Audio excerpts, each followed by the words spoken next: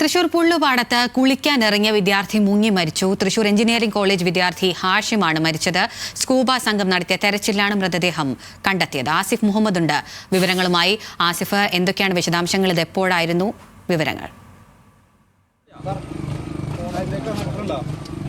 Call tourism പദ്ധതി മേഖലയിലെ വിളക്കമ്മാടം കോൾപ്പാടത്താണ് വിദ്യാർത്ഥികൾ കുളിക്കാനിറങ്ങിയത്. തൃശൂർ എഞ്ചിനീയറിംഗ് കോളേജിലെ അവസാന വർഷ മെക്കാനിക്കൽ വിദ്യാർത്ഥിയും പട്ടാമ്പി സ്വദേശിയുമായ ഹാഷിമാണ് മരിച്ചത്. 22 വയസ്സായിരുന്നു. 15ഓളം വിദ്യാർത്ഥികളാണ് ഇവിടെ കുളിക്കാനിറങ്ങിയത്. അതിൽ 4 പേർ മുങ്ങിപ്പോകുന്ന ഒരു സാഹചര്യം വന്നു. 3 പേരെ രക്ഷപ്പെടുത്താനാവും. ഇത് വൈകുന്നേരം ഏകദേശം 6 മണിയോടുകൂടിയാണ് ഈ ഒരു അപകടമുണ്ടായത്.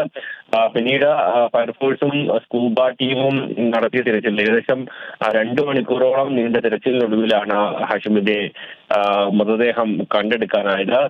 എന്തായാലും അതിദാരുണമായ ഒരു സംഭവമാണ് ഉണ്ടായത്. 15ഓളം വരുന്ന വിദ്യാർത്ഥികൾ ഒരുമിച്ചെത്തിയതായിരുന്നു. അതിനിടയിലാണ് 4 വിദ്യാർത്ഥികൾ മുങ്ങിപ്പോകുന്ന ഒരു സാഹചര്യം ഉണ്ടായത്. എന്തായാലും മറ്റ് 3 പേരെ രക്ഷപ്പെടുത്താൻ കഴിഞ്ഞു. പക്ഷേ ഹാഷിമിനെ കണ്ടെത്താൻ കഴിയുന്ന സാഹചര്യം ഉണ്ടായിരുന്നില്ല.